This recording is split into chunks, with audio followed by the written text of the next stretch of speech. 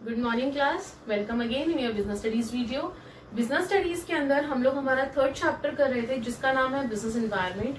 Business environment के अंदर हम लोग अभी तक हमारी 2 वीडियोस बना चुकी हैं जिसमें मैंने आपको ये बताया है बिजनेस एनवायरनमेंट होता क्या है, उसके फीचर्स क्या हैं, और ये भी बताया है कि फीचर्स, कैरेक्टरिस्टिक्स और नेचर तीनों एक ही चीज होती है। कंफ्यूज मत होना क्लास।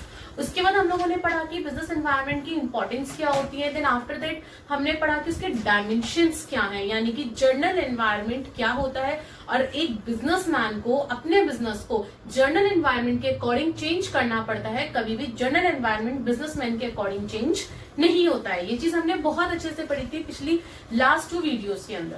अब क्लास इस वीडियो के अंदर हमें इस चैप्टर का नेक्स्ट टॉपिक पढ़ना है जिसका नाम है न्यू इकोनॉमिक पॉलिसीज और the features of the new economic policy 1991।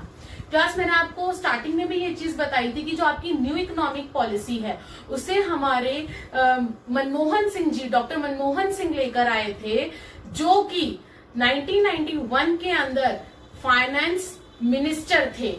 उसके बाद अब लास्ट अभी हमारे जो पीएम है वो नरेंद्र मोदी जी हैं। उनसे पहले हमारे पीएम थे मनमोहन सिंह जी, और वही जो है 1991 के दौरान क्या थे, आपके फाइनेंस मिनिस्टर थे। और जब वो फाइनेंस मिनिस्टर थे उस दौरान उन्होंने ये पॉलिसी लेकर आई थी क्योंकि हमारी कंट्री के अंदर उस टाइम पे बहुत प्रॉब्लम्स आ रही थी। हमारी कंट्री बहुत प्रॉब्लम फेस कर रही थी कि हमारी कंट्री के अंदर पैसा नहीं था, हमारी इकोनॉमी के अंदर। तो ऐसा क्या किया जाए कि हमारी कंट्री जो है वो और वर्ल्ड की कंट्रीज के मुकाबले इक्वल आ जाए, उनसे कंपटीशन कर सके। तो उस टाइम पे जो मनमोहन सिंह जी थे उन्होंने ये पॉलिसी अप्रूव करी थी। उन्होंने ये पॉलिसी के लिए कहा था कि अगर आप इस पॉलिसी को लेकर आते हैं तो हमारी कंट्री उन कंट्रीज के कंपटीशन के लेवल तक आ जाएगी। सो क्लास वो जो पॉलिसी थी उस पॉलिसी का नाम था न्यू इकोनॉमिक पॉलिसी, जो आप अपने इकोनॉमिक्स के अंदर भी पढ़ते हैं। न्यू इकोनॉमिक पॉलिसी जो कि 1991 के अंदर आई थी। तो आइए क्लास अब हम लोग भी इसके रिगार्डिंग पढ़ते हैं। पहले हम पढ़ते हैं कि इसके कंपोनेंट्स कौन कौन से हैं, फिर हम इसके फीचर्स पढ़ेंगे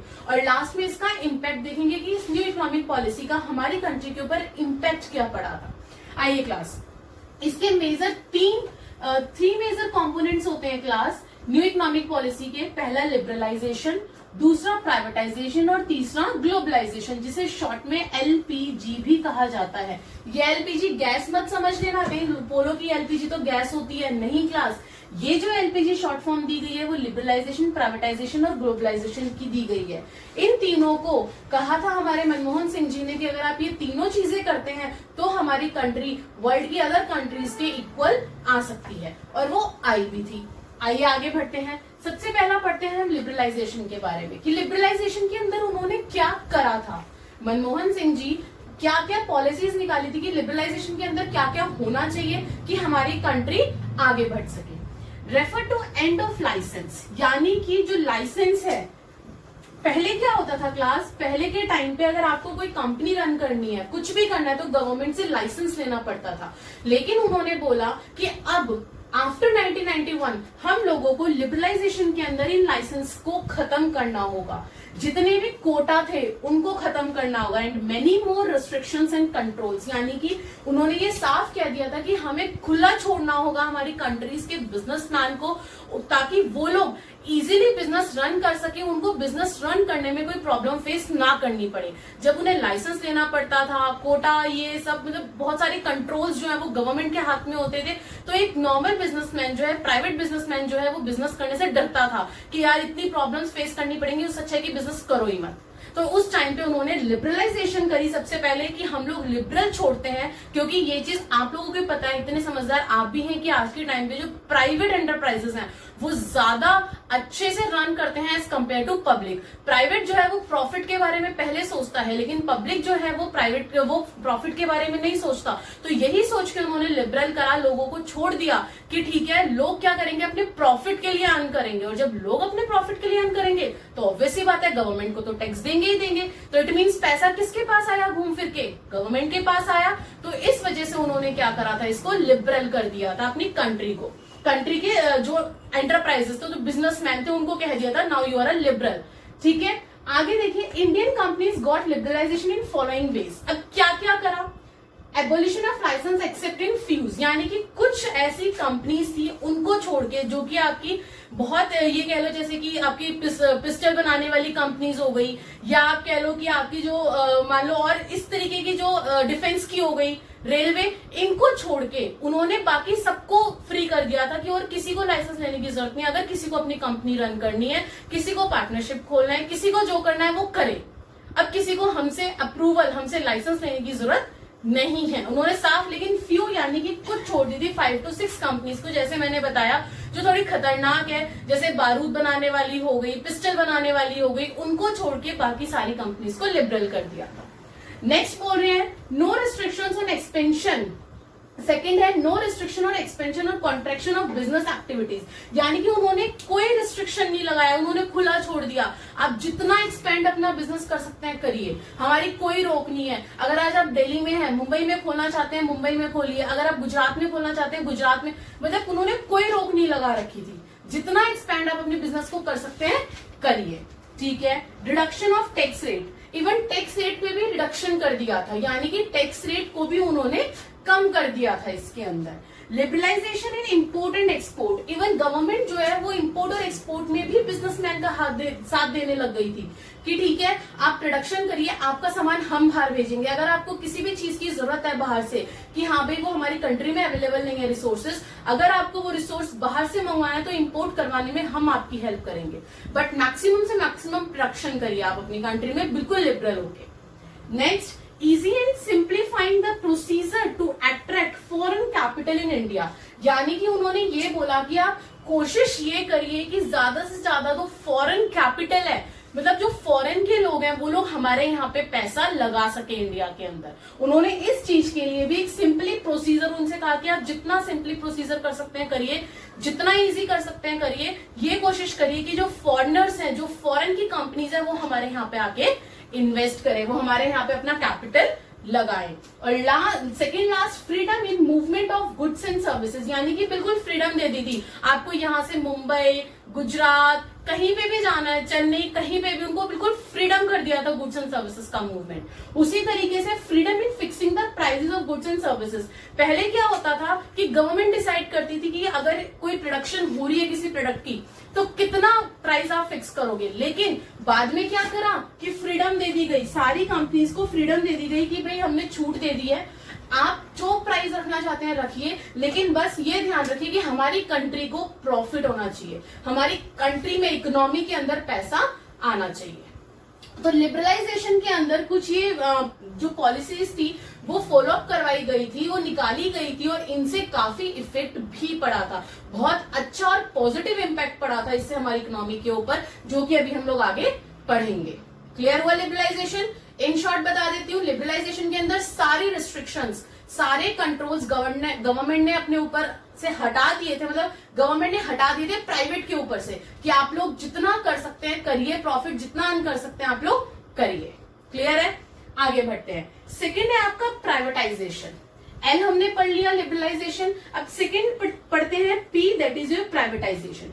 नाम से कुछ समझ में आ रहा होगा, private, privatisation means private, private class, यानी कि अब एक बात बताओ, मैंने भी आपको बताया कि जो पब्लिक एंटरप्राइजेस हैं आपकी, जो पब्लिक कंपनीज हैं, वो क्या करती हैं, वो सिर्फ सोशल वेलफेयर करती हैं, वो ये नहीं देखती कि हमें प्रॉफिट हो रहा है या नहीं हो रहा, वो सिर्फ इतना देखती हैं कि सोसाइटी को हम वेलफेयर प्रोवाइड करवा पा रहे हैं या नहीं करवा पा रहे। एम आई राइट? तो उन लोगों ने क्या करा प्राइवेटाइजेशन के अंदर कि अपनी जितनी भी पब्लिक कंपनीज थी, पब्लिक एंटरप्राइजेस थे, वो प्राइवेट को बेच दिया। सेम यही सोच के कि प्राइवेट जो है वो प्रॉफिट के लिए काम करेगा, और जब वो प्रॉफिट अर्न करेगा तो गवर्नमेंट के पास ऑटोमेटिकली टैक्स आएगा ही आएगा, और जब गवर्नमेंट के पास टैक्स आएगा तो इकोनॉमी में पैसा ऑटोमेटिकली आएगा। तो वही चीज इसमें प्राइवेटाइजेशन के अंदर करी। क्या? ध्यान से देखिए, refer to giving greater role to private sector and reducing the role of public sector, यानी कि प्राइवेट सेक्टर का रोल प्राइवेटाइजेशन के अंदर बढ़ा दिया गया और पब्लिक सेक्टर का रोल कम कर दिया गया। क्लियर है? To execute policy of privatisation government took following steps. अब गवर्नमेंट ने क्या क्या स्टेप्स उठाए? सबसे पहला और important point class, disinvestment. Disinvestment का मतलब होता है डिसइन्वेस्टमेंट ऑफ पब्लिक सेक्टर, मतलब पब्लिक सेक्टर को पूरा का पूरा प्राइवेट में कन्वर्ट कर देना। मतलब मैक्सिमम से मैक्सिमम ये लगा लो 60 to 70 companies, enterprises, public sector ऐसा था जो कि प्राइवेट सेक्टर में कन्वर्ट करवा दिया गया था, प्राइवेट वालों को बेच दिया गया था। Public enterprises converted into private enterprises. Setting up of board of industrial and financial reconstruction. अब क्लास उन लोगों ने ना एक BIFR करके एक आपकी बोर्ड बनाई थी।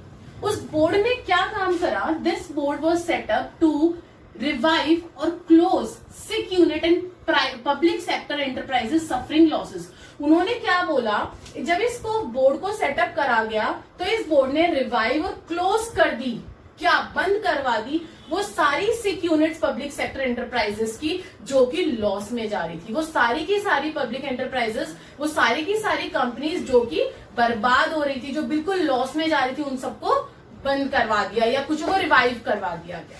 क्लियर है? नेक्स्ट बोल रहा है आपका 51% शेयर ऑफ प्राइवेट सेक्टर, यानी कि जब डिसइन्वेस्टमेंट कराया ना क्लास, जब डिसइन्वेस्टमेंट चल रहा था पब्लिक सेक्टर का, यानी कि जब पब्लिक सेक्टर को बेचा जा रहा था, तो उस केस में क्या हो रहा था कि प्राइवेट सेक्टर को बोला जा रहा था कि आप 51% ले लीजिए। ये चीज तो आई होप कि आप लोगों को पता होगा। टोटल 100% शेयर में से एक के पास 51% होता है, एक के पास 49% होता है।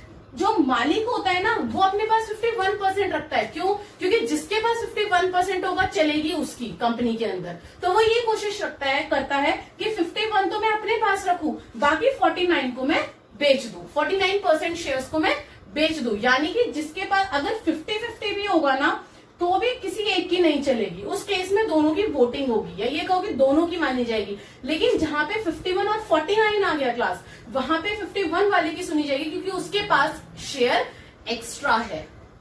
समझ में आई बात? उसके पास एक्स्ट्रा है शेयर, तो मालिक कौन हुआ? 51% वाला। उसी तरीके से डिसइन्वेस्टमेंट में हुआ था क्लास कि डिसइन्वेस्टमेंट के अंदर जो 51% शेयर था, जो मालिक था वो कौन था? प्राइवेट सेक्टर, और बाकी का शेयर जो था वो चाहे पब्लिक का हो चाहे वो बांट दिया हो जनरल पब्लिक ने। क्लियर है? आगे बढ़ते हैं। ये था आपका प्राइवेटाइजेशन, लिबरलाइजेशन और प्राइवेटाइजेशन क्लियर हुआ। L और P। अब हम बात करते हैं G की क्लास। G यानी कि ग्लोबलाइजेशन। ग्लोबलाइजेशन वर्ड से पता चल रहा होगा ग्लोबल। ग्लोबल का क्या मतलब है? आइए, it refers to integration of various economies of world, यानी कि वर्ल्ड की जितनी भी इकोनॉमी है उन सबसे इंटीग्रेट करना, उन सबसे मिलजुल के चलना, उन सबके साथ, उन सबसे इंटरेक्शंस करना, that is known as globalization. Government adopted policy of globalization by taking following measures. अब गवर्नमेंट ने ग्लोबलाइजेशन को कैसे अप्लाई करना स्टार्ट करा, ग्लोबलाइजेशन के अंदर क्या क्या किया? सबसे पहले import liberalization on capital goods, यानी कि उसने ये बोला कि जितना भी आपको कैपिटल गुड्स इंपोर्ट करवाना है ना, उन सबके ऊपर लिबरलाइजेशन कर दी, छूट कर दी, लिबरल कर दिया, सबको सारे कंट्रोल हटा दिए गवर्नमेंट ने अपने, कि आपको जो मंगवाना है ना बाहर की कंट्री से, कैपिटल गुड्स जितने भी मंगवाने हैं आप लोग मंगवाइए, लेकिन ये है कि अपना प्राइवेट सेक्टर में अपना काम स्टार्ट करिए ताकि हमारी इकोनॉमी के अंदर पैसा आ सके। समझ में आई बात? नेक्स्ट उन्होंने क्या करा? फेरा वॉज रिप्लेस्ड बाय फेमा। फेरा और फेमा, आई होप कि इसके बारे में भी आप लोगों ने पढ़ रखा होगा। फेरा होता है आपका फॉरेन एक्सचेंज रेगुलेशन एक्ट, जो कि कन्वर्ट रिप्लेस कर दिया गया था किसमें? Foreign exchange of management act में, जिसके अंदर बहुत सारे नए नए रूल्स एंड रेगुलेशंस लाए गए थे जो कि प्राइवेट सेक्टर के लिए बहुत बेनिफिशियल थे। क्लियर है?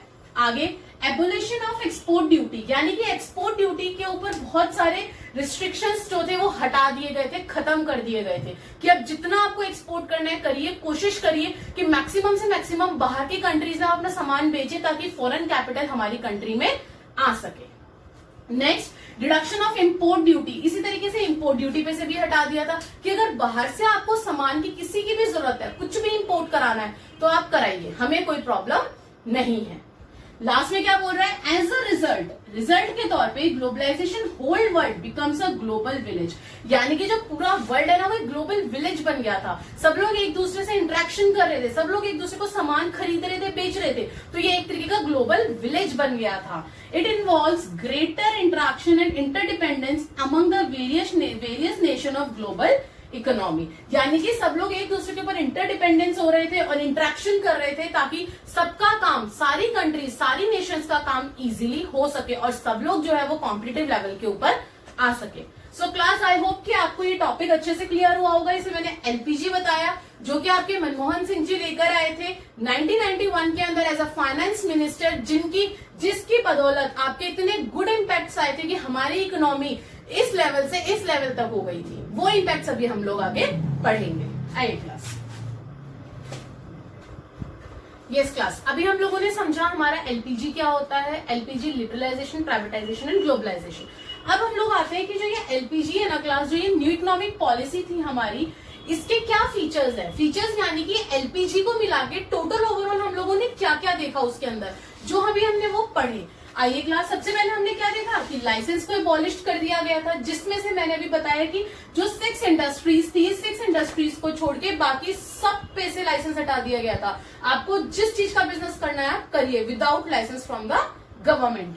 दूसरा क्या करा, डिसइन्वेस्टमेंट कर दी गई थी बहुत सारी पब्लिक सेक्टर एंटरप्राइजेस की। क्यों, मतलब पब्लिक सेक्टर एंटरप्राइजेस को गवर्नमेंट ने बेच दिया था, किसको, प्राइवेट वाले को, इंडिविजुअल ओनर को बेच दिया था। नेक्स्ट क्या करा, all industries except four were open for private sector, यानी कि सारी इंडस्ट्रीज खोल रही थी, खाली 4 इंडस्ट्रीज को छोड़ के, वो ऐसी इंडस्ट्रीज जैसा मैंने अभी आपको बताया, पिस्टल की हो गई, आपकी बारूद की हो गई, इन टाइप की इंडस्ट्रीज को छोड़ के बाकी सब कुछ खुला छोड़ दिया था गवर्नमेंट ने।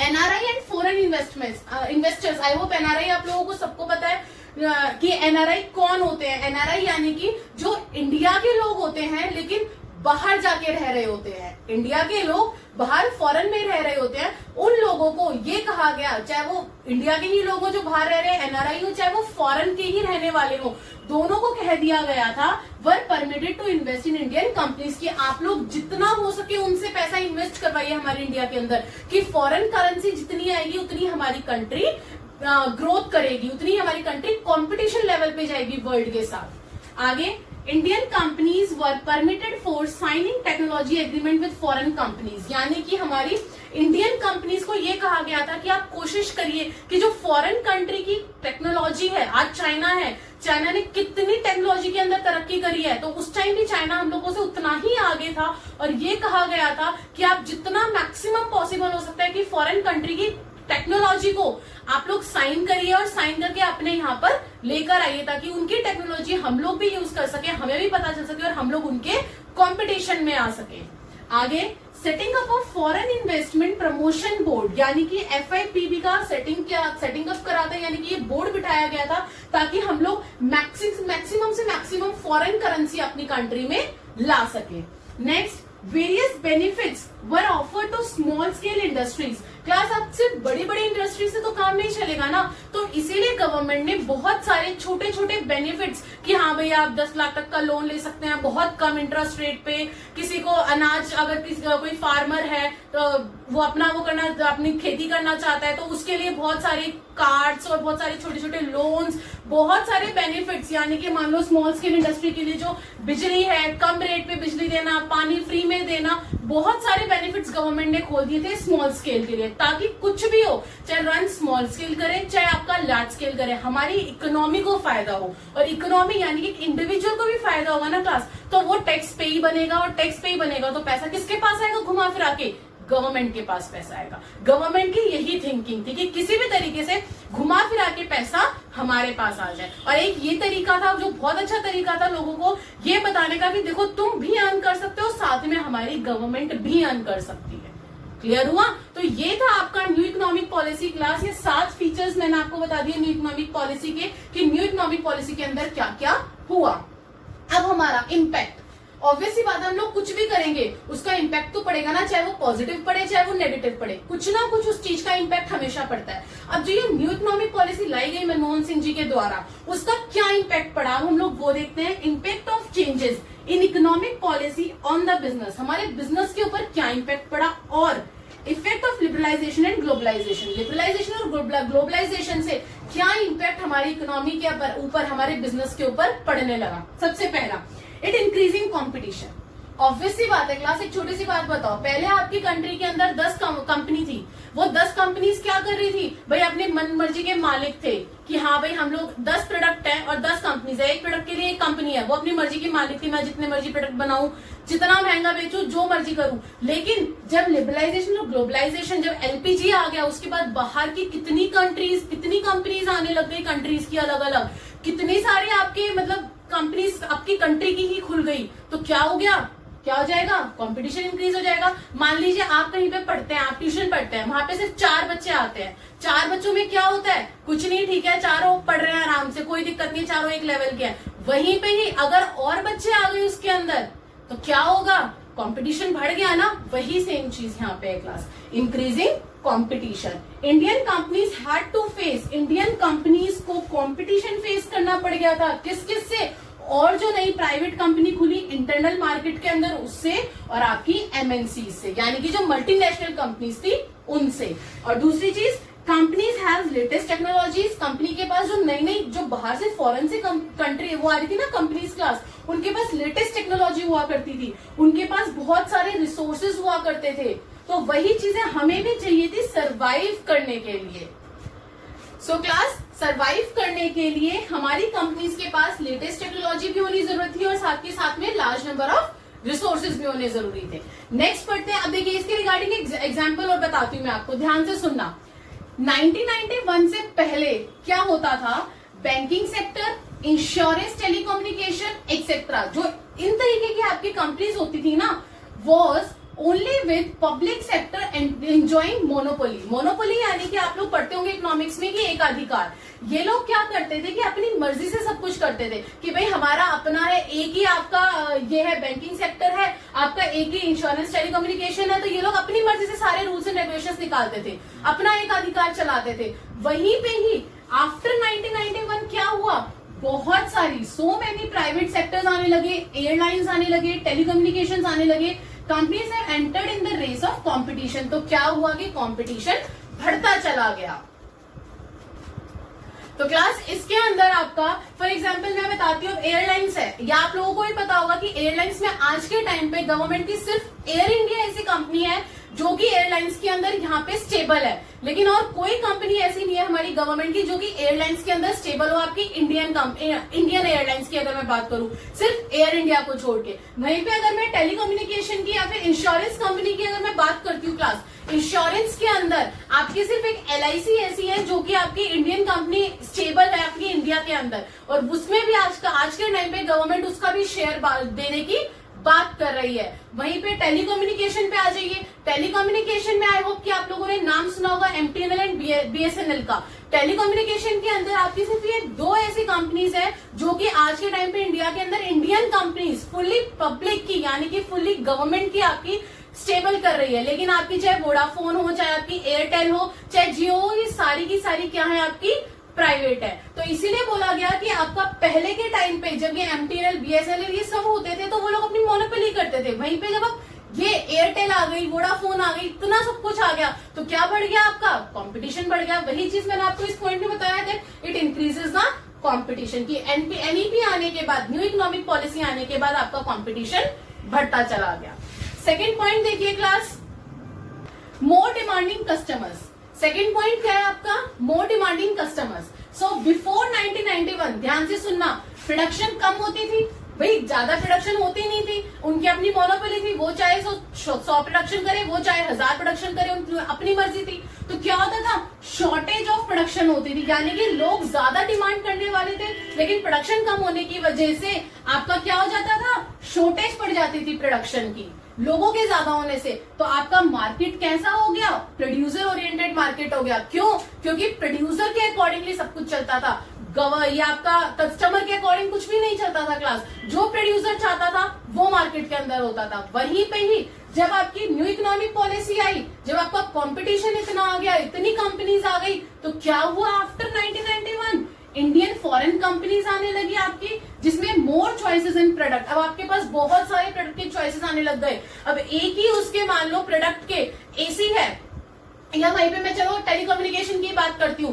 पहले MTNL और BSNL हुआ करता था, अब आपके पास वोडाफोन, एयरटेल, जियो, आइडिया, कितना सारा आ गया। तो क्या हुआ, आपका चॉइसेस आपके पास ज्यादा आ गई प्रोडक्ट की, और तो आपका क्या बन गया मार्केट, बायर ओरिएंटेड मार्केट बन गया ना, कि अब बायर के हिसाब से मार्केट चलने लगा है। पहले क्या होता था, MTNL और BSNL के हिसाब से मार्केट चलता था, प्रोड्यूसर के हिसाब से, लेकिन अब आपका बायर ओरिएंटेड मार्केट के हिसाब से चलने लगे, यानी कि बायर के हिसाब से चलने लग गया। क्लियर है, आगे बढ़ते हैं।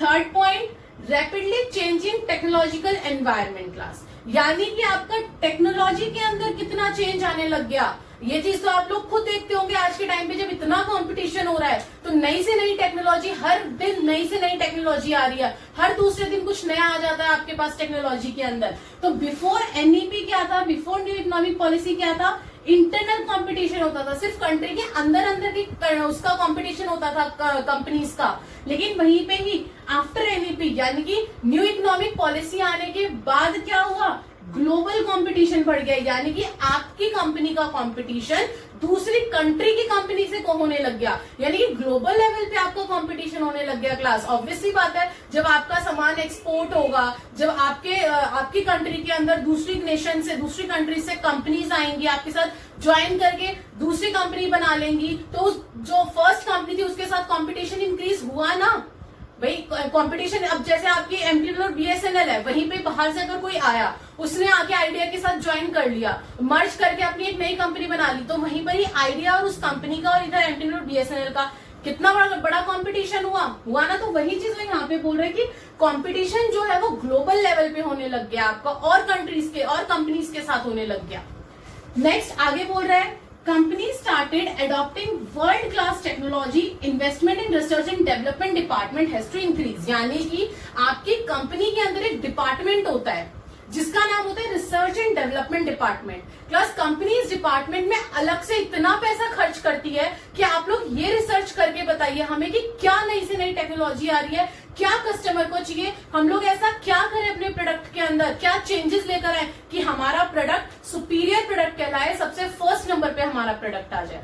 ये जो डिपार्टमेंट होता है आपका कंपनी के अंदर, रिसर्च R&D यानी कि रिसर्च एंड डेवलपमेंट डिपार्टमेंट, ये स्पेशली सिर्फ इन्हीं चीजों पे वर्क करता है कि मार्केट के अंदर ग्लोबल लेवल के ऊपर कितना आपका कौन सी नई टेक्नोलॉजी है, कितने चेंजेस हो गए, क्या चेंजेस हो गए जो कि हमें अडॉप्ट करने चाहिए हमारी प्रोडक्ट के लिए, ताकि हमारा प्रोडक्ट जो है वो सुपीरियर से सुपीरियर आ जाए। क्लियर है?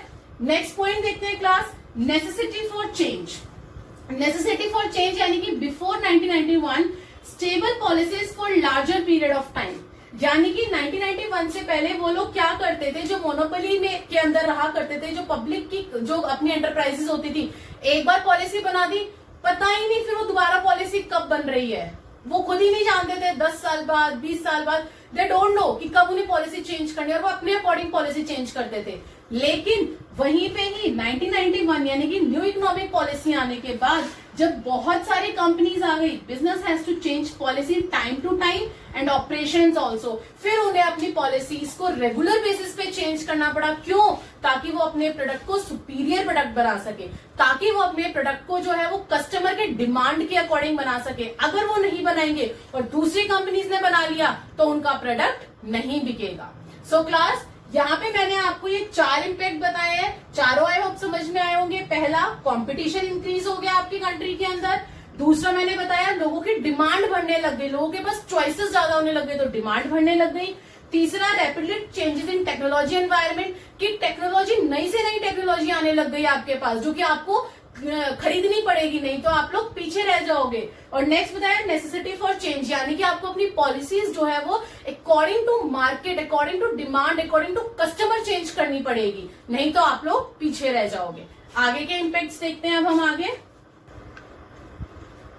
यस क्लास, अभी हम लोगों ने हमारे 4 वो देखे इम्पैक्ट, कौन कौन सा इम्पैक्ट पड़ा, कंपटीशन बढ़ गया, लोगों की डिमांड बढ़ गई, देखा था ना अभी। अब हम लोग हमारे आगे के इम्पैक्ट देखते हैं class. Need for developing human resources.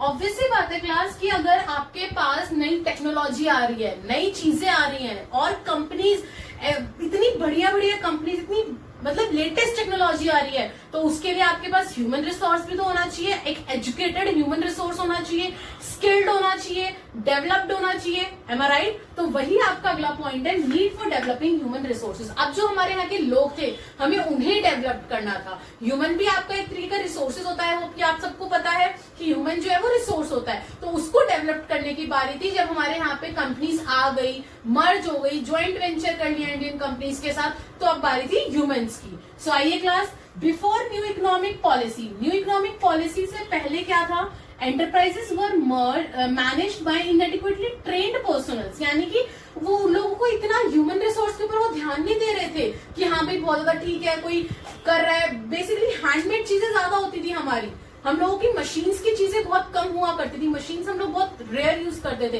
तो हम लोग हैंडमेड के लिए कोई स्किल्ड और डेवलप्ड की तो जरूरत होती ही नहीं थी। लेकिन वहीं पे ही जब न्यू इकोनॉमिक पॉलिसी से ग्लोबल लेवल से टेक्नोलॉजी आने लगी तो क्या हुआ, due to increasing competition, companies के बीच में कॉम्पिटिशन बढ़ने की वजह से require people with higher competence, हम लोगों को लोगों की जरूरत पड़ी जिनके पास बहुत अच्छा और तेज तर्रार मतलब काम करने का जरिया हो, स्किल्ड हो, ट्रेन हो वो लोग, and feel the need to develop their human skills, और जो उनकी ह्यूमन स्किल्स है वो अच्छी से अच्छी डेवलप्ड हो ताकि वो लोग इजीली और इफेक्टिव और एफिशिएंट वे में वर्क कर सके। क्लियर है?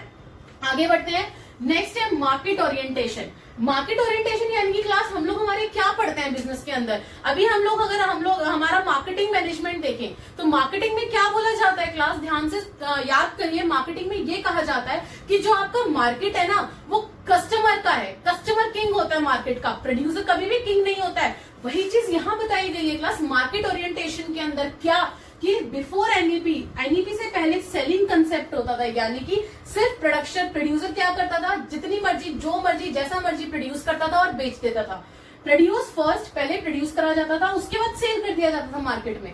लेकिन अब क्या है, अब इतनी कंपनीज आ चुकी हैं कि पहले आपको एनालाइज करना पड़ता है कि कस्टमर क्या चाहता है, कस्टमर की नीड और वांट्स क्या है। अगर आप कस्टमर के अकॉर्डिंग नहीं चलेंगे तो कस्टमर तो आपको छोड़ के आपकी कॉम्पिटिटर के पास चला जाएगा। मत करिए आप कस्टमर के अकॉर्डिंग, आपको क्या होगा, लॉस होगा, कस्टमर का तो कुछ फर्क नहीं पड़ा। तो वही बोल रहा है कि आफ्टर एनईपी, अब आज के टाइम पे एनईपी के बाद जब बहुत सारी कंपनीज आ गई क्लास तो मार्केटिंग कंसेप्ट बन गया। मार्केटिंग यानी कि आपको पहले एनालाइज करना है कि कस्टमर की नीड एंड वांट्स क्या है, उसके बाद आपको प्रोडक्शन करनी है। तो this is your market orientation. Next है आपको यस क्लास, हमारा नेक्स्ट पॉइंट क्या है, loss of budgetary support to public sector. अब ध्यान से सुनना इस पॉइंट के अंदर वो क्या कह रहा है, बिफोर एनईपी यानी कि न्यू इकोनॉमिक पॉलिसी से पहले loss of public sector made by sanctioning loan from budget. पहले क्या होता था कि अगर पब्लिक सेक्टर को, गवर्नमेंट को लॉस होता था ना तो वो लोग अपने बजट में से लोन सैंक्शन करवा लेते थे। लोन सैंक्शन करवाने के बाद वो अपनी कंपनी को फिर रन करना, अपने सेक्टर को फिर रन करना स्टार्ट करवा देते थे। लेकिन अब जब एनईपी आ गया, जब न्यू इकोनॉमिक पॉलिसी आ गया, उसके बाद public sector has to survive by utilizing their resources. अब क्या करना पड़ता है, पब्लिक सेक्टर को जो रिसोर्सेज अवेलेबल है ना उन रिसोर्सेज से ही यूटिलाइज और सर्वाइव करना पड़ता है, otherwise they have to face disinvestment. अगर वो इन रिसोर्सेज के थ्रू नहीं जी पाती अपनी इस कंट्री के अंदर, अगर उन्हें प्रॉब्लम फेस होती है तो उन लोगों को क्या करना पड़ता है, डिसइन्वेस्टमेंट करना पड़ता है, यानी कि अपने आप को प्राइवेट सेक्टर को बेच देना पड़ता है। ऐसा नहीं है कि अब वो अपने बजट में से लोन ले सकती है जैसे पहले ले सकती थी, नहीं, वो चीज बिफोर थी और आफ्टर क्या होने लग गया, डिसइन्वेस्टमेंट करने लग गई public sector. So next point देखिए class, export a matter of survival. अब एक्सपोर्ट की अगर मैं बात करूं तो Indian businessmen were facing global competition, so they joined export business to earn foreign exchange and growth. अब इसके अंदर क्या था, अगर हम लोगों को एक्सपोर्ट करना है, अगर हमें फॉरेन करेंसी चाहिए ना क्लास, अगर हम चाहते हैं कि हमारे पास हमारी ग्रोथ हो, हम लोग जो है ग्लोबल लेवल पे कंपटीशन कर सके, तो हम लोगों को क्या करना पड़ेगा, Indian businessman were facing global competition so they joint export business. तो हम लोगों को क्या करना पड़ेगा क्लास, एक्सपोर्ट बिजनेस को ज्वाइन करना पड़ेगा, तभी हम लोग क्या कर सकते हैं, हमारी फॉरेन एक्सचेंज और अपनी कंपनी की ग्रोथ कर सकते हैं फॉरेन लेवल पे।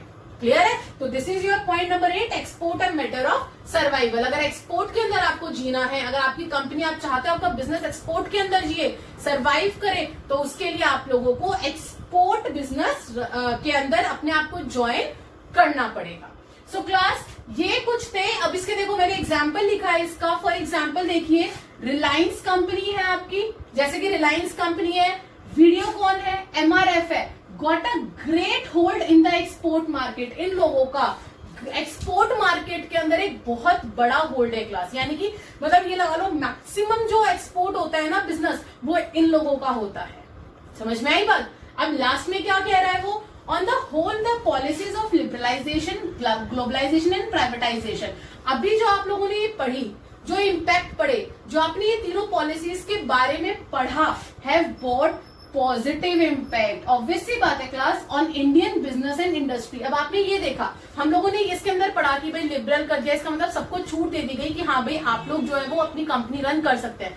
कितनी बड़ी बात है। अगर आपके पास ये मौका ना हो कि आप अपना बिजनेस रन कर सकते हैं, पहले आपको लाइसेंस लेना है, प्रूफ करवाना है, अगर गवर्नमेंट आपके फेवर में नहीं है, मना कर दिया आपको, मतलब आप पागल हो गए कि हाँ भाई मेरा बिजनेस रन नहीं हो सकता, ये नहीं हो सकता, तो मतलब कितना इम्पैक्ट पड़ा। ये सोचिए कि कितनी अच्छी चीज लाई गई 1991 में मनमोहन सिंह के द्वारा कि आपकी कंट्री जो है आज ग्लोबल लेवल के ऊपर कंपटीशन करने के लिए रेडी हो गई है। और वहीं पर जब ये लाई गई तो इसके इम्पैक्ट हम लोगों ने जितने भी पढ़े सारे के सारे पॉजिटिव इम्पैक्ट्स आए थे। आगे क्या बोल रहे हैं, Indian business and industry give more focus on customer. सबसे बड़ी बात कि ये जो पॉलिसी है ना, इस पॉलिसी की आने से सबसे बड़ा फोकस जो गया है वो किसके ऊपर गया, कस्टमर के ऊपर गया। अगर ये पॉलिसी नहीं आती तो आज के टाइम पे मार्केट का किंग कौन होता, प्रोड्यूसर होता, जो प्रोडक्शन कर रहा है वो होता। लेकिन अब आफ्टर एनईपी आपका मार्केट का किंग कौन है, कस्टमर है।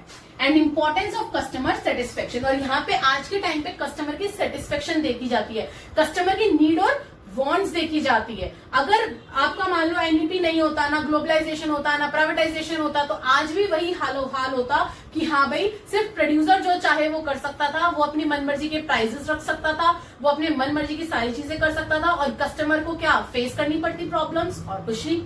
तो इसीलिए इसका काफी अच्छा इम्पैक्ट पड़ा। इम्पैक्ट्स मैंने आपको सारे बताए, कंपटीशन बढ़ गया, डिमांड बढ़ गई लोगों की, आपके ह्यूमन रिसोर्सेज के अंदर डेवलपमेंट आ गई, टेक्नोलॉजी आपकी अच्छी हो गई, उसके बाद आपका मार्केट ओरिएंटेशन यानी कि मार्केटिंग कंसेप्ट हो गया क्लास। सबसे बड़ी बात कि हाँ भाई अब कस्टमर को फोकस किया जाने लगा।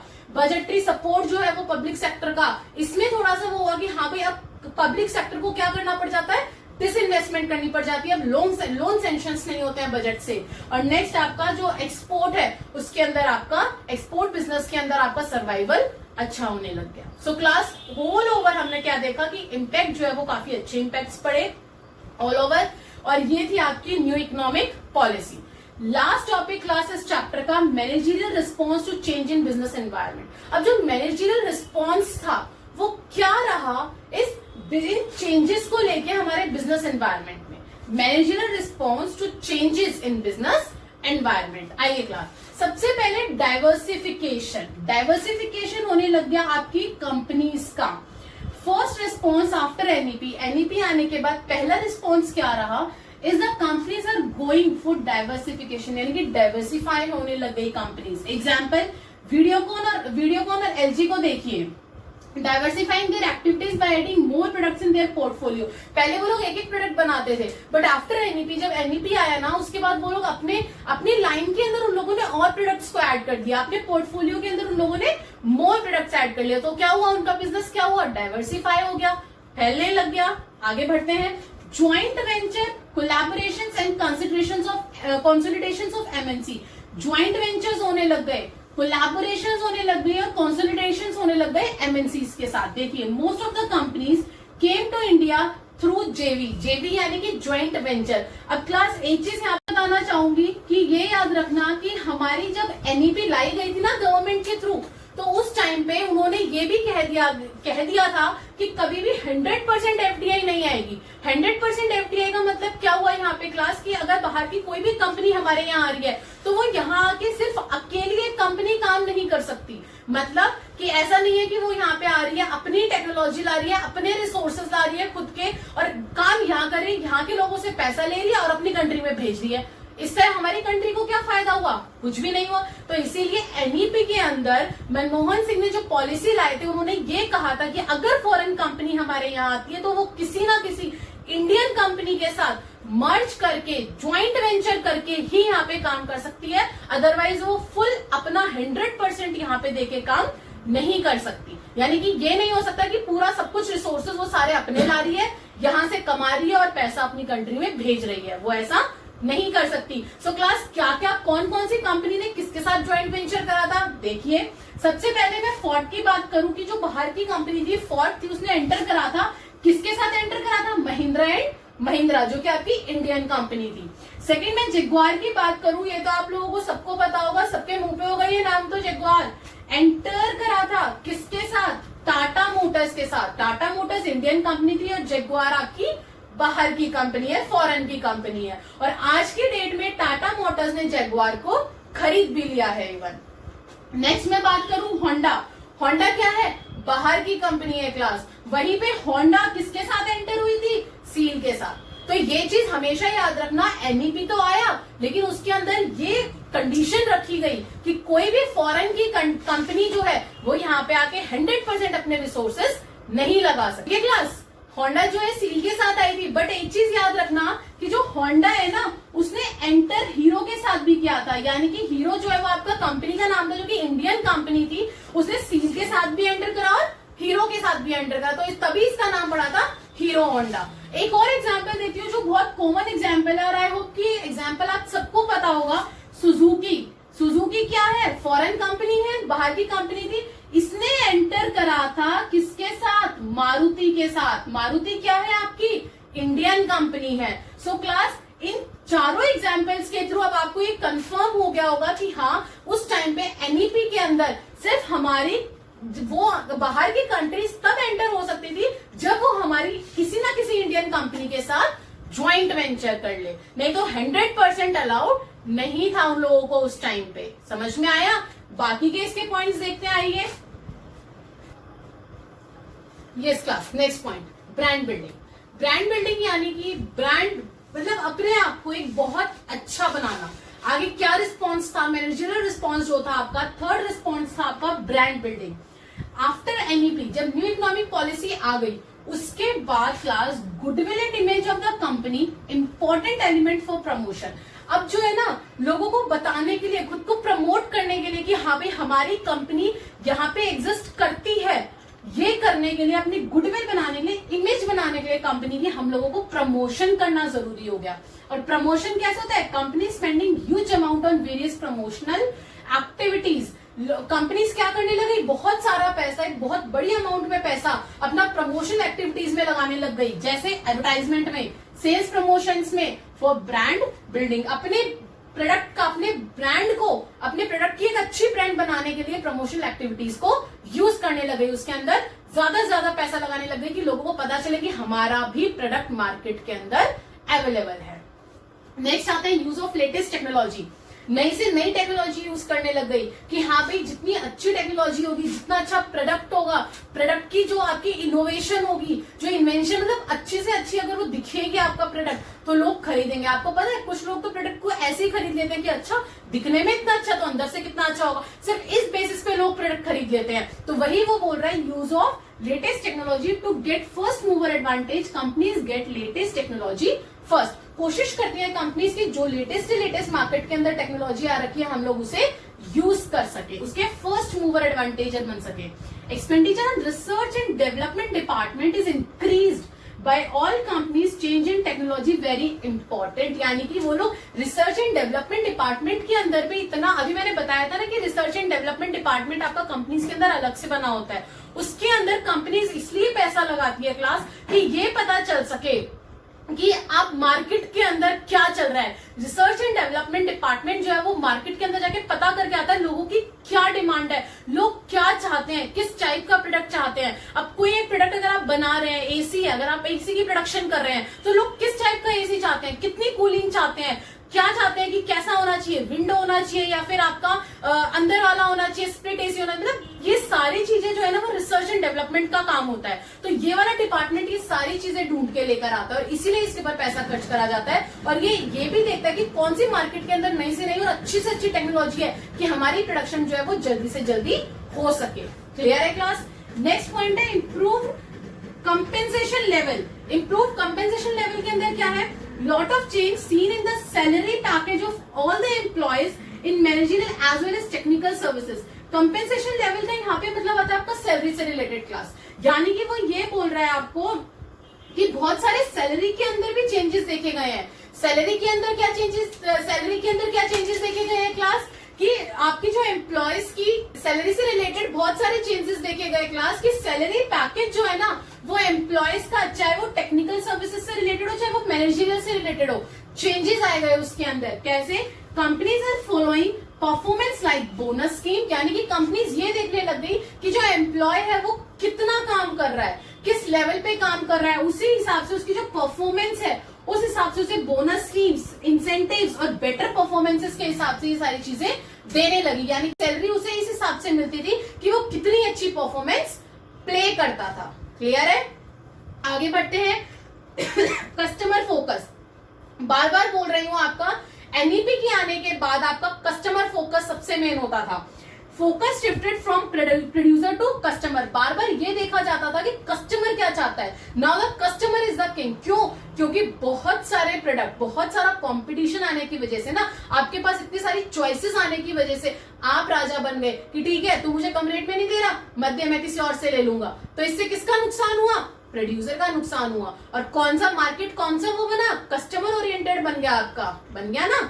आगे क्या बोल रहा है? Today companies coming with various schemes to attract the customer. आज के टाइम पे ना कंपनीज बहुत सारी स्कीम्स लाने लग गई कस्टमर को अट्रैक्ट करने के लिए कि हाँ देखिए, हम एक के साथ एक फ्री दे रहे हैं, हम इतना डिस्काउंट दे रहे हैं, हम ये दे रहे हैं, हम मतलब बहुत सारी स्कीम्स लाने लग गई ताकि कस्टमर जो है वो उसका प्रोडक्ट खरीद सके। तो ये है आपका कस्टमर फोकस। तो क्लास, ये कुछ चेंजेस थे जो कि आपके इसके अंदर मैनेजरियल चेंजेस थे एनईपी के आने के बाद जो आए।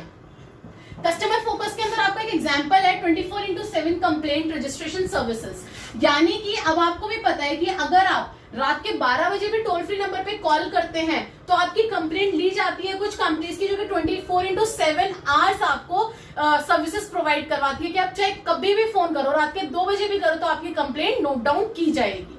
तो क्लास, ये थे आपके अब क्या कहते हैं, ये थे आपके मैनेजरियल रिस्पॉन्स जो कि आपके एनईपी के आने के बाद आए थे कि मैनेजरियल रिस्पॉन्सेस के अंदर क्या क्या चेंजेस आए आपके बिजनेस एनवायरनमेंट में। समझ में आई बात? अब आगे बढ़ते हैं। लास्ट चीज जो कि आपके इस पूरे चैप्टर का निचोड़ मैं कह लूं, क्या है आपका, इन टुडेज एनवायरनमेंट, आज के एनवायरनमेंट में जो बिजनेसमैन है can survive and remain in the market only by. आज के टाइम पे एक बिजनेसमैन कब टिक सकता है मार्केट के अंदर, क्या क्या चीजें होनी चाहिए उसके पास मार्केट के अंदर टिकने के लिए। क्लास ध्यान से सुनते जाना। पहला, अपॉइंटिंग क्वालिफाइड प्रोफेशनल एक्सपर्ट्स। अगर उसके पास क्वालिफाइड पर्सनल्स नहीं होंगे, क्वालिफाइड मैनेजर्स नहीं होंगे, क्वालिफाइड एम्प्लॉयज नहीं होंगे तो वो मार्केट के अंदर नहीं टिक सकता। Next, bye adopting the latest technology keeping in mind the global competition. उसे अपने दिमाग में ये रखना पड़ेगा कि मुझे ग्लोबल के लेवल का कंपटीशन करना है तो मेरे पास लेटेस्ट से लेटेस्ट टेक्नोलॉजी होनी चाहिए। क्लास नेक्स्ट, बाय बिल्डिंग और creating a brand image in the mind of customer. उसे अपने प्रोडक्ट की एक इतनी अच्छी इमेज क्रिएट करनी है ना कस्टमर के माइंड में कि देखो हमारा प्रोडक्ट सुपीरियर प्रोडक्ट है, तभी आप मार्केट के अंदर सर्वाइव कर सकते हैं।